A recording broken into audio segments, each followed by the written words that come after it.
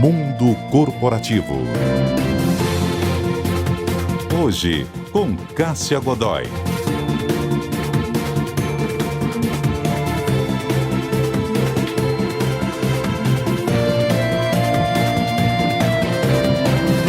Mundo Corporativo no ar. E hoje o nosso convidado é o Fabiano Zanzin, que é fundador do Instituto Brasileiro de Gestão e Liderança. Ele que é pós-graduado em Administração de Empresas, Master Coach com foco em Estratégia de Mercado e Carreira e mestrando em Liderança e Gestão pela Florida Christian University dos Estados Unidos. E também é autor de A Caminho do Topo, Como Tirar Seus Sonhos e Metas do Papel, esse livro que eu tenho aqui em mãos. Fabiano, muito obrigada por ter vindo conversar conosco hoje aqui no Mundo Corporativo, tudo bem? Tudo ótimo, Cássia. Eu que agradeço o convite. É um prazer estar falando para você e para os ouvintes da CBN. Começar te perguntando, por que você escreveu esse livro A Caminho do Topo, Como Tirar os Seus Sonhos e Metas do Papel? Bem, isso na verdade foi uma solicitação de algumas pessoas que eu já pude ajudar ao longo da carreira, né? Eu atuo diretamente todos os dias dentro de uma organização, ajudando executivos, gestores, empreendedores, né?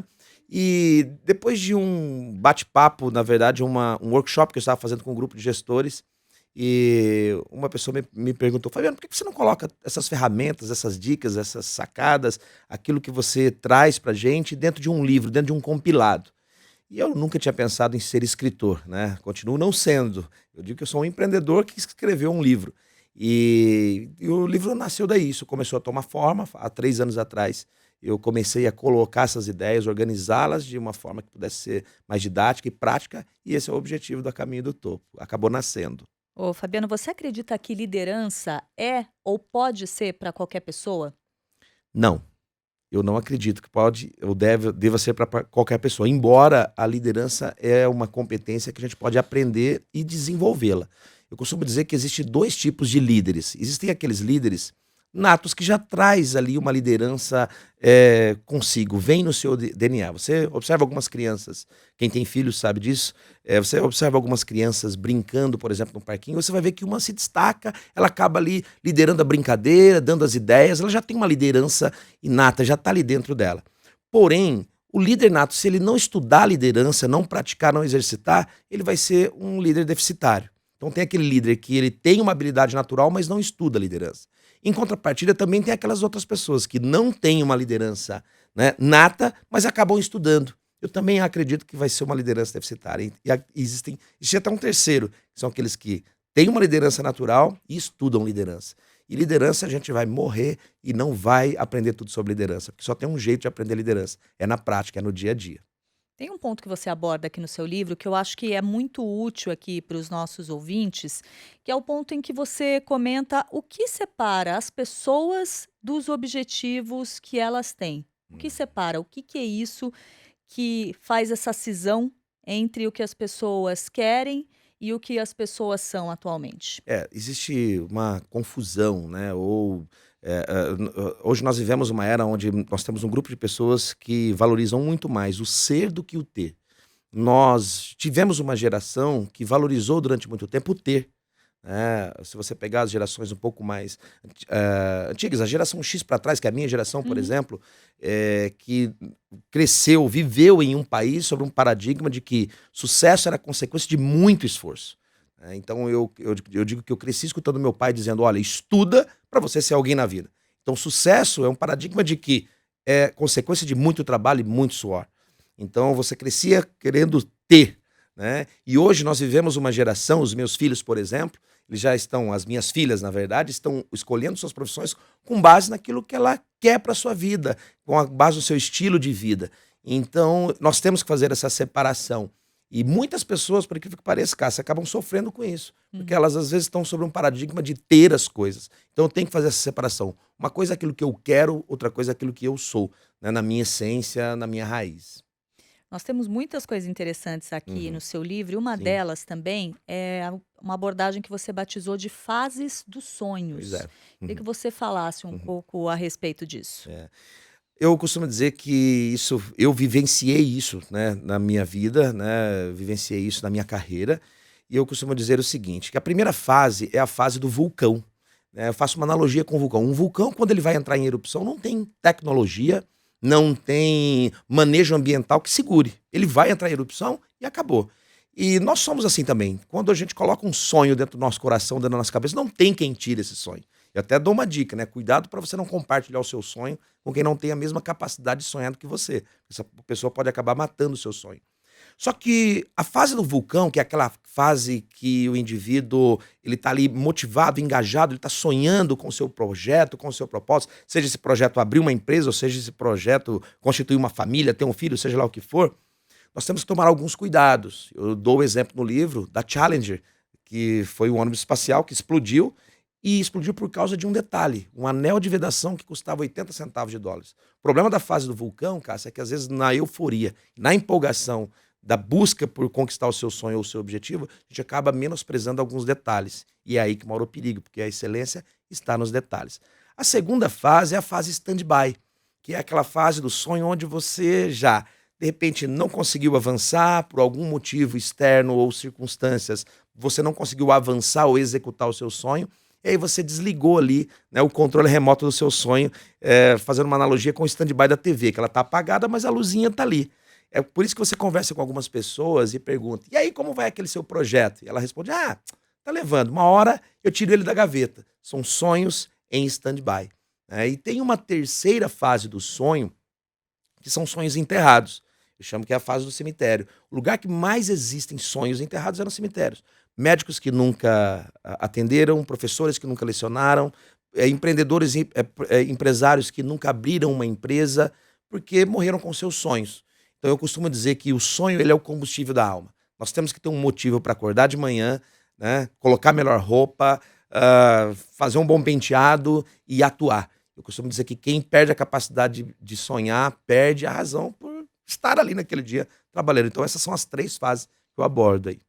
Tem uma pergunta aqui de um ouvinte que está Sim, acompanhando a nossa conversa aqui no Facebook. E aí são vários comentários, vou ver se eu encontro o nome dele, porque eu acho que eu acabei perdendo aqui. Mas a legal. pergunta eu me lembro que ele estava perguntando o seguinte: o nome do seu livro é A Caminho do Topo: Como Tirar Seus Sonhos e Metas do Papel. E ele estava perguntando até de uma etapa anterior. Tá. Ele estava perguntando a respeito da importância de colocar no papel as suas metas e sonhos. Ele queria que você falasse um pouco a respeito disso. Por incrível que pareça, Cássia, quando eu entro dentro de uma empresa, todos os dias estou dentro de uma organização diferente, eu digo que isso é um privilégio.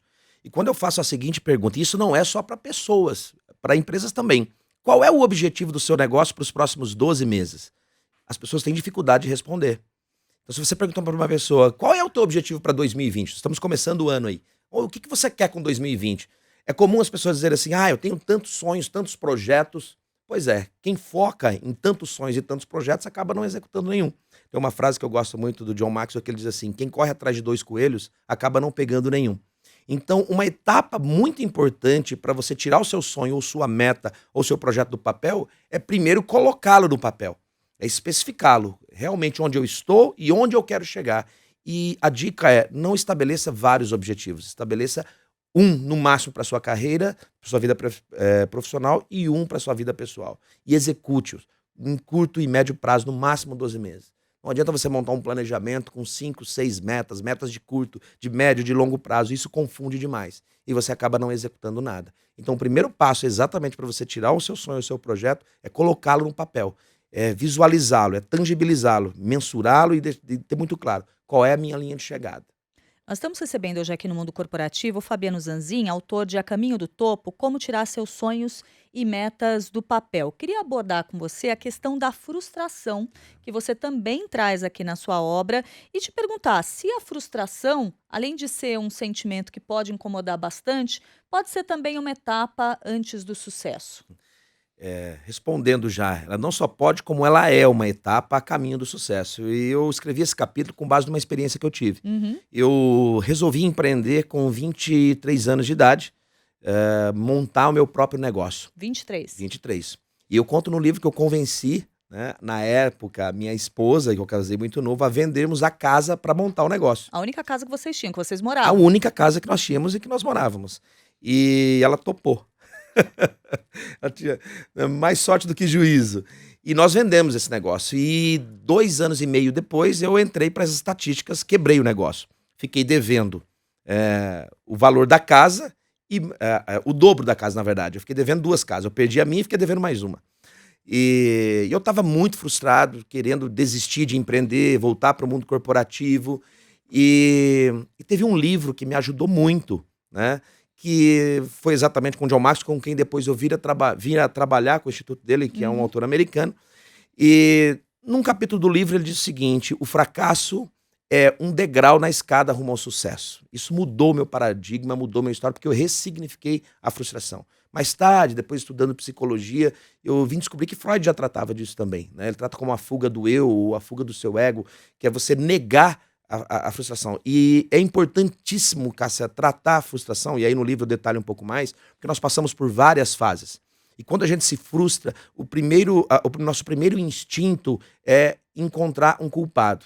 Por que que eu quebrei? Por que que eu fui demitido? Por que que meu negócio não deu certo? Por que que meu relacionamento não deu certo? E eu quero encontrar um culpado. Depois eu saio da fase da culpa, né? E vou para primeiro eu passo pela negação, antes da culpa ainda, desculpa.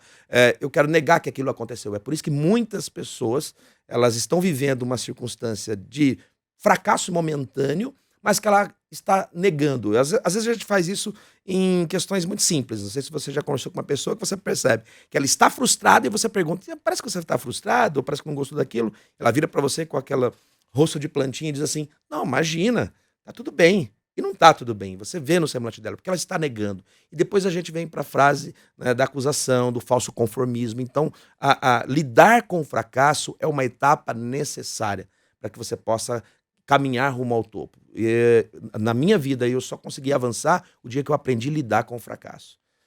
E sair um pouco da posição de vítima, que é uma outra questão que você aborda aqui, de se as pessoas estão agindo como vítimas ou estão agindo como protagonistas das Uhum, próprias vidas. uhum, E eu acho que tem uma coisa muito uhum, interessante no livro, que tem alguns momentos em que você propõe algumas perguntas uhum, que a pessoa pode se fazer para identificar se ela está agindo como protagonista da própria vida ou se ela está agindo como vítima. uhum, Eu acho que isso é super importante. uhum, Perguntas que a pessoa pode se fazer. Me fala de algumas delas. Como que a pessoa pode fazer essa autoentrevista uhum. para saber o que que ela está fazendo com É. a vida dela?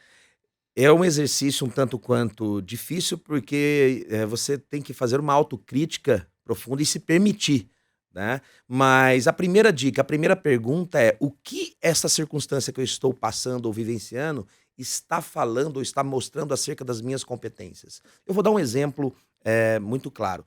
Todo mundo que está, por exemplo, endividado, né? Entrou o ano de repente aí, está E pensando quanta gente, hein? como que eu vou sair do cartão de crédito, como que eu vou resolver, vou equilibrar as minhas contas. A grande pergunta é: o que esta circunstância está te ensinando ou está me ensinando?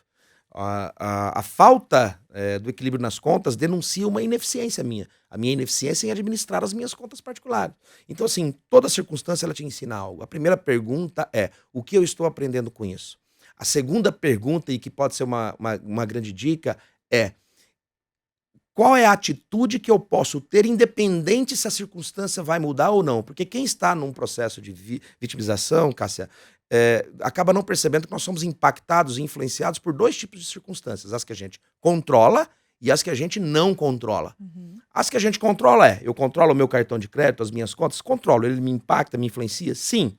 Ok, agora, eu controlo o governo, eu controlo a economia, eu controlo o concorrente, eu controlo o trânsito, eu não controlo esses fatores externos, mas eles me afetam e me impactam. Então, o que que eu posso fazer? Quais são as habilidades, quais são as competências que eu posso desenvolver para não sofrer mais com isso no futuro? Quando eu, por exemplo, quebrei a minha primeira empresa, eu tive, obviamente que não foi tão simples e romântico assim, mas eu tive que fazer essas perguntas. Eu aprendi a duras penas como não administrar uma empresa. Foi a faculdade mais cara que eu paguei. Então, para você sair desse processo, desse estágio, você tem que fazer as perguntas corretas. Sempre digo que não são as respostas que te levam para o próximo degrau, mas sim as perguntas certas. E fazer as perguntas corretas envolve um pouco de maturidade para você se permitir. Porque quando a gente está no estágio de vitimização, a gente não aceita que estamos nos vitimando. Porque o vítima, ou quando a pessoa está nesse estágio de vítima, tudo que ela quer é encontrar uma resposta, ela quer fundamentar a circunstância que ela está vivendo. E não é tão fácil e tão simples assim. Mas assumir o papel de protagonista é crucial para você sair do ponto A e chegar no ponto B. Entender que depende de você. Aliás, no livro, você exemplifica toda essa situação com uma história que é uma história que impressiona bastante, que é a de dois irmãos Sim. que tiveram uma trajetória de vida completamente diferente, embora tivessem lidado ao longo da infância e da adolescência, com circunstâncias externas que foram dificílimas para os dois, né? Exato. Eu escutei essa história numa palestra com um autor americano, onde ele fala de dois irmãos, um senador da República nos Estados Unidos e o outro um assassino condenado à prisão perpétua. E um repórter resolveu falar sobre esse caso. E ele entrevistou, ao entrevistar o que estava condenado, ele fez a mesma pergunta para os dois. A pergunta era: o que te levou a se tornar este homem que está aqui condenado? E a resposta dele foi: o meu pai. Meu pai era alcoólatra, agredia minha mãe, abusava das minhas irmãs. E ele diz: eu cresci envolvido pelo ódio. Quando me dei conta, estava envolvido com gente errada e acabei aqui. E o repórter fez a mesma pergunta para o irmão dele: o que te levou a se tornar um homem de bem e chegar ao Senado americano? Ele diz: o meu pai. Meu pai foi alcoólatra, abusava das minhas irmãs, foi violento com a minha mãe, e eu escolhi escrever uma história diferente. Então perceba que o mesmo fato, a mesma circunstância, porém atitudes diferentes. Então é a atitude que faz você assumir o papel protagonista da sua vida. Então, se você quer encontrar culpado, quer encontrar respostas fundamentadas, tem circunstâncias que não têm respostas. Ah, por que eu estou vivendo isso? Porque eu estou vivendo isso. A pergunta não é o porquê eu vivi, a pergunta é o que eu vou fazer com isso. É olhar para frente. Eu sei que isso machuca, fere, porém, assumir o protagonismo envolve uma atitude realmente vencedora e plausível. Nós estamos falando a respeito de alguns dos destaques do livro A Caminho do Topo, Como Tirar Seus Sonhos e Metas do Papel, e estamos para isso recebendo o autor, o Fabiano Zanzin. O Fabiano, que também é fundador do Instituto Brasileiro de Gestão e Liderança, pós-graduado em Administração de Empresas, Master Coach com foco em Estratégia de Mercado e Carreira e mestrando em Liderança e Gestão. Tem um ponto do livro que também me chamou bastante atenção, que é o ponto em que você afirma que descobriu em determinado momento da sua carreira que o que vale ou o que é importante em muitas circunstâncias são as pessoas. Queria que você falasse do momento em que houve essa descoberta e o que isso mudou na sua vida. Pois é. Bom, eu quando saí do papel de executivo de grandes corporações e fui montar a minha empresa de consultoria, eu costumo dizer que durante um período eu acabei lidando com uma circunstância que era o seguinte: eu fechava um contrato com uma empresa e 6 meses depois eu estava quase que brigando com o meu cliente e o meu cliente brigando comigo. Porque eu colocava na responsabilidade daquela empresa que eles não executavam aquilo que a gente estava fazendo no planejamento e eles colocavam a culpa em mim, dizendo que aquilo que a gente estava fazendo era muito acadêmico, funcionava nos livros, mas não funcionava na prática. Hum. É aquele velho abismo que existe entre, né, a academia e o mundo real, embora um não viva sem o outro, tá? E foi ali que eu comecei a perceber que empresa não é feita de tecnologia, empresa não é feita de inovação, empresa não é feita de capital, empresa não é feita... Enfim, nós estamos falando de algo que aconteceu comigo há 13 anos atrás. E que empresa é feita de gente. O que gera resultados são pessoas. Gente, inovação vem de gente.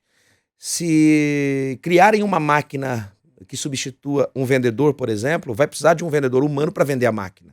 Então, o fator humano é que faz toda a diferença. E foi aí que eu comecei a entrar numa busca por estudar pessoas. E aí eu fui ter que fazer formações, estudar, fazer algumas formações na área comportamental e principalmente para estudar e entender de gente. E quando eu consegui colocar aquilo que eu também fazia, os mesmos métodos, os mesmos princípios da gestão e da administração, mas envolvendo as pessoas, eu passei a descobrir o seguinte: que quando as pessoas mudam, os resultados das organizações mudam. E eu sei que pode parecer óbvio isso, mas é exatamente no óbvio que as empresas falham, é exatamente no óbvio que a gente continua errando todos os dias dentro de uma organização. Hoje se fala muito em pessoas, hoje se fala muito em estilo de vida, em ambientes favoráveis à inovação, valorizando as pessoas.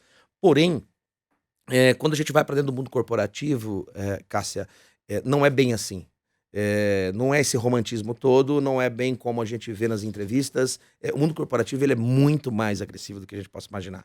Então, por incrível que pareça, o Brasil investe muito pouco em pessoas, investe muito pouco em treinamentos, mas muito pouco mesmo. Nós estamos lá atrás no ranking das empresas que mais investem em desenvolvimento.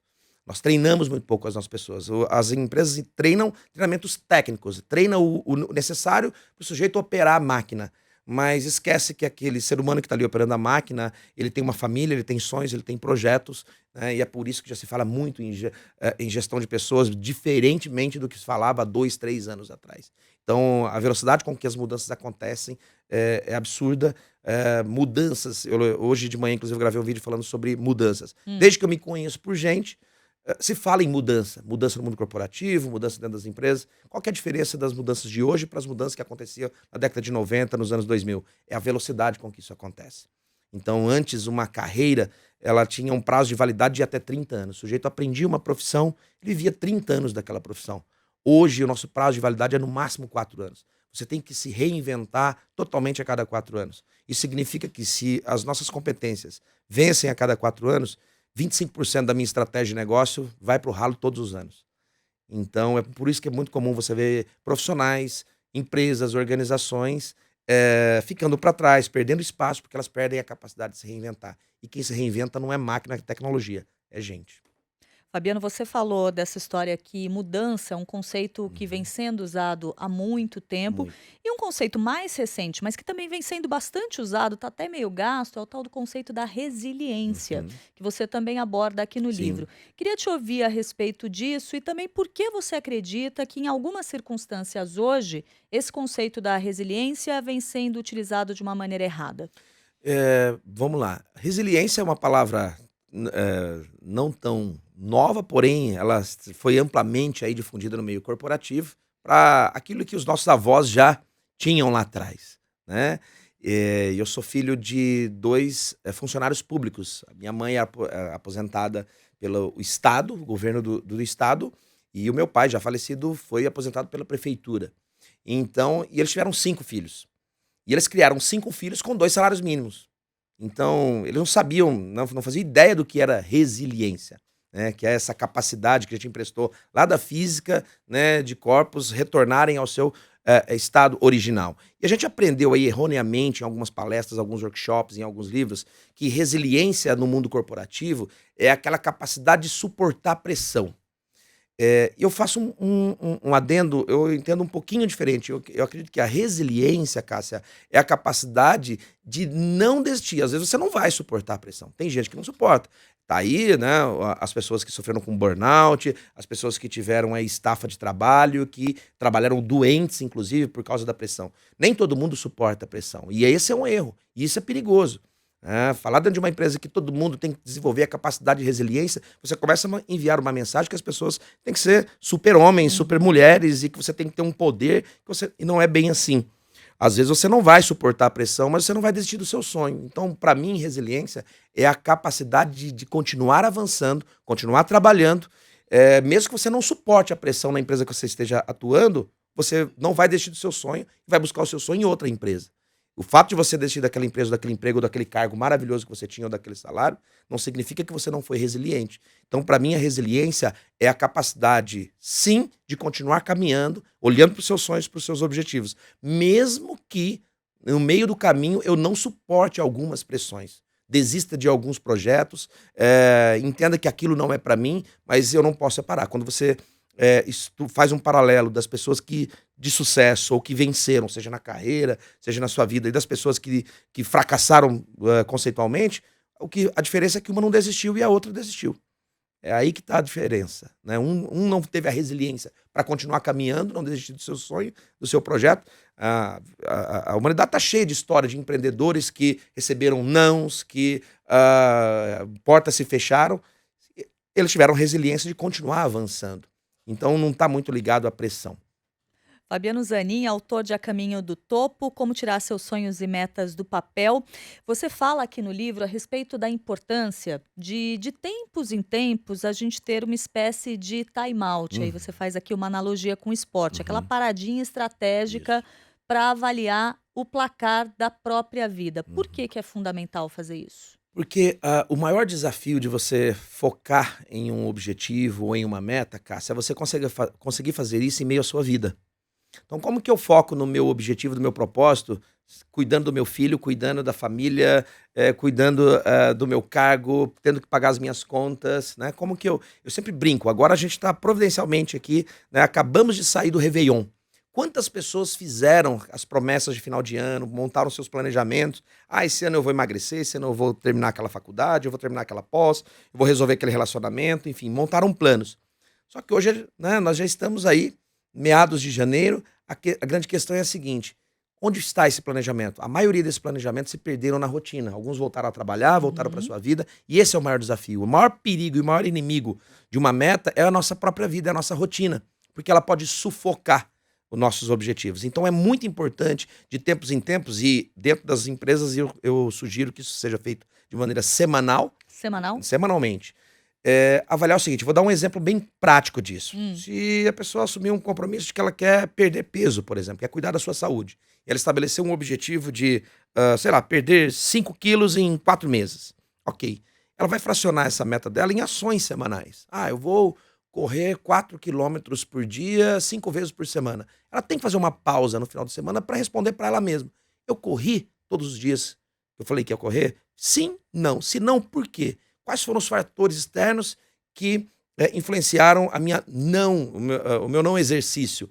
Se você não tem esse hábito de fazer uma pausa estratégica para fazer uma avaliação, o seu planejamento ou o seu projeto começa a perder ritmo e começa a perder força. Quando você menos perceber, a sua vida sufocou o seu projeto.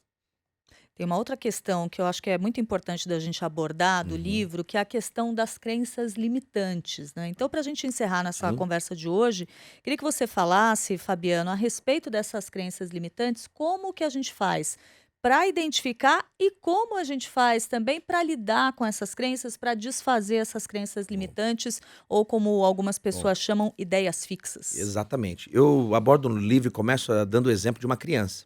Se você fizer uma pergunta agora para qualquer criança e perguntar o que você quer ser quando crescer? Na minha época era coisas do tipo, quero ser jogador de futebol e da seleção brasileira, né? Se você perguntasse para uma menina, às vezes ela ia dizer para você, quero ser bailarina, atriz, né? Aquelas profissões. Uhum. E isso não mudou tanto. Por que que a criança, ela responde de bate-pronto e sem medo? Porque ela não está paralisada diante das suas crenças limitantes. As crenças limitantes é uma forma, um jeito de pensar que nós fomos adquirindo e moldando de acordo com as nossas experiências de vida. Essas experiências essas que a gente já possa ter adquirido no trabalho ou até mesmo que nós herdamos dos nossos próprios pais. A forma como nós lidamos com o dinheiro, a forma como nós lidamos com a carreira, isso vem muito lá da nossa família de origem. Então, nós fomos ficando mais medrosos, vamos dizer assim, entre aspas, porque nós fomos entendendo que a realidade é diferente daquele mundo de fantasia. Só que o grande problema, Cássia, é que muitas vezes essa realidade ela sabota a nossa carreira, porque ela nos paralisa. Então, como vencer as crenças limitantes? Esse é um dos maiores desafios, porque não tem receita pronta. Mas a primeira dica que eu dou é perguntar para si mesmo: continuar pensando desta forma vai me levar para onde? Se eu conseguir continuar pensando assim. Então, por exemplo, tem aquela velha máxima, né? Aquela velha história de que quando você olha para o copo com meio, né, onde ele está ali pela metade com água. Tem gente que enxerga o copo meio cheio, tem gente que enxerga o copo meio vazio. Isso passa pelo nosso modelo mental. O problema é quando esse modelo mental te sabota, te paralisa. Então, a primeira pergunta é continuar pensando assim, continuar tomando decisões dessa forma. Continuar agindo desta maneira vai me levar para onde? Vai me levar em direção aos meus objetivos, aos meus sonhos? Vai me levar rumo ao topo? Ou vai me deixar paralisado? Se a resposta for, vai sabotar o meu projeto, joga contra, isso pode ser uma crença limitante. Então, o primeiro passo é fazer uma pergunta que identifique se você tem realmente uma crença limitante ou uma ideia fixa, né? E depois começar a colocar no lugar dessa ideia fixa ou dessa crença novos pensamentos. Por exemplo, qual é a forma de pensar? Então, se eu penso que vai ser difícil, eu tenho que começar, não, vai ser fácil. Agora, não é simples derrubar uma crença limitante. Normalmente, a pessoa vai precisar de ajuda de um profissional habilitado para ajudá-lo num processo que ele consiga identificar, né, e principalmente vencer essas barreiras. Mas eu dou algumas dicas para que a pessoa possa tentar fazer sozinha, mas é muito difícil. E não é importante sim contar com a ajuda de um profissional, afinal de contas, muitas vezes são ideias, são pensamentos que permearam toda a vida da pessoa, né? Permearam toda a vida e a gente não sabe de onde vem. Eu vou contar um caso rapidinho Uhum. para a gente encerrar. Eu estava atendendo uma gestora de recursos humanos de uma indústria E eu lembro que ela já fazia 10 anos que ela estava ali dentro daquela empresa e ela estava prestes a ser promovida. Porém, o diretor dela me disse que é o seguinte, ela tinha alguns gaps, algumas áreas que ela não assumia a responsabilidade. E aí, num diálogo, numa conversa, eu percebi que no emprego anterior, já fazia 10 anos isso, Cássia, no emprego anterior, ela teve um chefe que teve assédio moral, ela foi humilhada e ela ouviu numa reunião que ela era incompetente. Olha só, 10 anos depois, essa profissional, nós estamos falando de uma pessoa capacitada, habilitada, estudada, pós-graduada, ela tinha dificuldade de assumir novas responsabilidades e o que o diretor esperava dela era uma atitude proativa. Ela tinha dificuldade porque lá dentro aquela vozinha ecoava ainda dizendo que ela era incapaz de fazer aquilo. E quando ela identificou de onde veio, foi mais fácil para ela derrubar. Só que ela só conseguiu enxergar isso num processo, né, ali recebendo uma ajuda. Então é muito importante buscar ajuda para que a gente possa sair do ponto A e chegar no ponto B. Fabiano Zanzin, autor de A Caminho do Topo, Como Tirar Seus Sonhos e Metas do Papel. Muito obrigada por ter estado conosco hoje aqui na CBN, no Mundo Corporativo. Sucesso com o livro. Eu que agradeço pelo convite. Muito obrigado. O Mundo Corporativo de hoje vai ficando por aqui. Nós tivemos as participações da Débora Gonçalves, da Isabela Ares, da Gabriela Varela e também do Rafael Furugem. Até a próxima.